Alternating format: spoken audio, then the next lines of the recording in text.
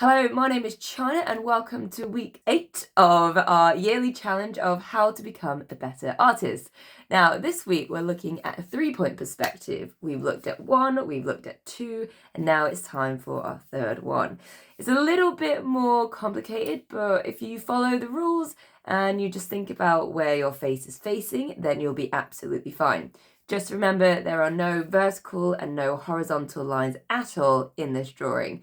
So grab your ruler, grab your pencils, and let's begin. So we're moving on from the 2-point perspective where we had 2 vanishing points. We're now going to try a 3-point perspective. So what I want us to do to start is just move your horizon line a little bit higher. So I'm going to go for a straight line there, and I'm going to pop 2 vanishing points on just like before. So what I want to do after that is I want to add a third one. So this is going to go down here. It's a bit like a belly button. They can be whatever you want. Now, we're going to try and draw a building. And basically what we're doing is we're saying that we are high in the sky, not, taking drugs. We're actually just higher up, maybe in an airplane, and we're looking down on some buildings. So what we need to do in this scenario is we actually need to have the corner of the object coming closest towards us rather than the edge, which was like this, or the face, which was like this. We need the corner. So basically everything is tilting and nothing is straight, nothing is flat. So all I'm going to do to start is I'm going to draw an angular line hitting my third vanishing point. So this is telling me that the corner is here and that is closest to us. And then from there, I want to make sure that my lines are coming from the left vanishing point, hitting that corner and coming towards the right vanishing point. So very quickly, you start to see this kind of shape emerge. And just to make sure, just to make life easier for us, I'm just going to rub out that horizon line because most of the time we don't need it. And then to finish the edges off for this, I want to go for a line that goes down there and a line that goes down there. So you can just see this like tube go all the way down to here, but it's kind of like infinite.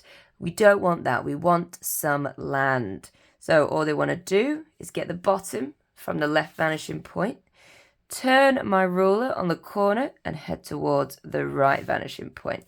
And then for ease and for quick visual effect, you can see that this has become a lovely building. So let's decorate it, shall we? Let's add a door. So we don't have any straight edges anymore. We don't have any flat edges. That means if any edge is happening, we need to think, well, is that going to face the left vanishing point, the right vanishing point, or the bottom vanishing point? So for the door, I'm going to do, I'll do a wide one. I'll do one of those shutters. Shutters? Would it be a shutter? A shutting door, slidey ones. And I need to figure out the top. So I need to get my vanishing point there. And I'll go across there, and I just missed that corner, so I can chop that in. And let's try and split this in half, roughly, but obviously the left side is smaller, the right side is bigger because of perspective. Okay, amazing. Now, what I want to do is I'll add some windows. So I will go dash, dash, dash, dash. How many times can I say dash without annoying you? Dash. That was probably that many times. Fab. And then I'll dash the top. God, I shouldn't. Why am I laughing? No one else is here to like reinforce that that's funny, but it happened anyway. So let's work our way across. Actually, I might close it off from the bottom so that I can see how long the lines are. It just makes life a little bit easier. Da, da, da. So essentially, every corner is being pinched. So, the left corner, the right corner, everything is heading towards the vanishing point. And we don't see this often in life. I think we see it sometimes. Well, actually, you can stand above a bunch of boxes and you'll see it. But if you think about other scenarios, like in an airplane, you might see it for a millisecond before it whizzes up into the sky. Or actually, if you're walking in the street, you would see, looking up at the building, you would see it in reverse. So it would still be exactly the same. But instead of the small point being at the bottom, because we're up here, actually the building will close up at the top. So it is interesting when you're walking down the street, just, look up, look around you. What can you see? And you can also, start to figure out what perspective you're seeing. Am I looking at the, looking at the corner of the street? Are you looking at a 2-point perspective? Are you looking at a 1-point perspective? So it's a great way to practice just where you're looking, what you're seeing, and then, feeling brave, get your bloody sketchbook. Sorry, a bit aggressive, but you know what I mean. Okay, let me just tidy up these extra lines. Just needed to give that a tweak. Okay, fabulous. So on this side, let's just draw some different windows. I'm going to go for some long ones so you can see I'm pivoting at this vanishing point. And look, you can use your pencil and your ruler just to kind of pivot that across. So I'm trying to get these gaps fairly equal because they will be. Well, I can think about this side to be equal rather than the right side.